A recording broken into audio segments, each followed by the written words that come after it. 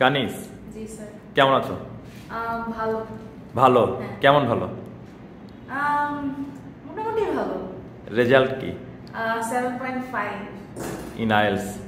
যাক, তোমার HSC batch কত? 2022 সায়েন্স গ্রুপ, তাই তো? আচ্ছা কানিস, তুমি রিডিংয়ে 8.5 পেয়েছো, লিসেনিংয়ে পেয়েছো হচ্ছে 8, আর স্পিকিং 7.5, আর রাইটিং হচ্ছে 6.5, রাইট? আচ্ছা, তোমার রিডিংয়ে এত ভালো স্কোর অর্থাৎ 8.5 পাওয়ার পেছনে কারণটা কি? I think a lot of practice, skill নিয়ে কাজ করা, দেন হচ্ছে গিয়ে টাইমটাকে ভালো মতো ম্যানেজ করা। স্কিল ডেভেলপমেন্টের মধ্যে আমি বলবো যে যেটাকে শিয়া ভাই বলেছিল যে সাফিক্স প্রিফিক্স পড়া, ভোক্যাব পড়া, দেন সিম্পল কমপ্লেক্স কম্পাউন্ড সেন্টেন্সেস পড়া, তারপর হচ্ছে গিয়ে রিডিংটাকে হ্যাবিট হিসেবে নাও। প্রতিদিন রিডিং পড়তে হবে। হ্যাঁ, আমি কি করতাম, ইন্টারনেটে aon.co বা অলডেলি থেকে একটা করে আর্টিকেল পড়তাম। তো আর্টিকেলে যে ভোক্যাবগুলো আমি জানতাম না ওগুলো আমি গুগলে সার্চ করতাম, ওগুলো সিনোনিমসগুলো আমি একটা নোট করে রাখতাম একটা নোট খাতায়। দেন টাইমটাকে ভালো মতো ম্যানেজ করাও শিখেছি যখন কিনা প্র্যাকটিস করতাম। আই থিঙ্ক এইগুলো করার মাধ্যমে রিডিং এ 8.5 এসেছে। অনেক ভালো। আরেকটু হলে 9 হয়ে যেত না? হ্যাঁ, আমার 38 আসছে আমি যতটুকু। আচ্ছা আচ্ছা, স্পিকিং 7.5, এটা এই চমৎকার রেজাল্টের পেছনে কারণটা কি? আই থিঙ্ক যে আমি আগে থেকে এমনিতে স্পিকিং একটু ভালো ছিলাম, সো আমার এতটা এফোর্ট দিইনি স্পিকিং এ। কিন্তু জেনাপু যে কিউ কার্ডগুলো ধরে দিয়েছিল, তারপর যেগুলো বলছিল ওগুলো ভালো মতো হচ্ছে গিয়ে ফলো করছি। দেন মাকারের বই পড়ছি, সো এগুলো আমাকে অনেক হেল্প করছে। সবকিছু মিলিয়ে স্পিকিং একটা ভালো স্কোর আসছে। আর লিসেনিং 8, যারা পরীক্ষা দিবে বা অনেকে বলে লিসেনিং ভয় পায়, তাদের ব্যাপারে কি বলা যায়? যারা কিনা লিসেনিং এ একটু দুর্বল বা ভয় পায়, আই থিঙ্ক ভয়টাকে কাটাতে মন থেকে দূরে সরাতে হবে। আর ডেইলি একটা করে টেস্ট দেওয়া লাগবে, আর হচ্ছে কি পডকাস্ট শোনা লাগবে, প্রচুর পরিমাণে পডকাস্ট শুনতে হবে, রাইট? ওকে। আর কেমব্রিজ বইয়ের বাইরে আসলে অন্য কিছু পড়ার কোনো প্রয়োজন পড়ে কিনা? আই থিঙ্ক কেমব্রিজই এনাফ।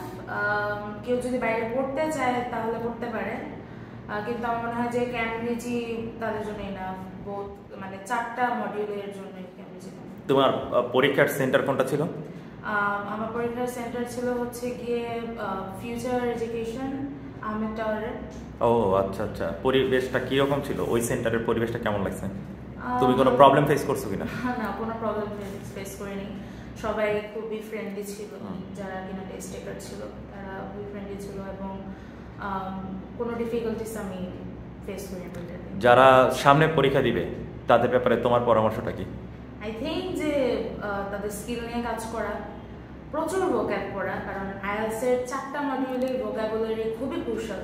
আচ্ছা, গ্রামারটা ভালো রাখা, আর একটা ডিজায়ার থাকা যে আমার এই স্কোরটা তুলতে হবে। আই থিঙ্ক ওই ডিজায়ার, একটা গোল থাকতে হবে, একটা গোল থাকতে হবে যে আমার রেজাল্টটা দরকার আছে, আর স্কিল নিয়ে কাজ করা, টাইমটাকে ভালো মতো ম্যানেজ করা।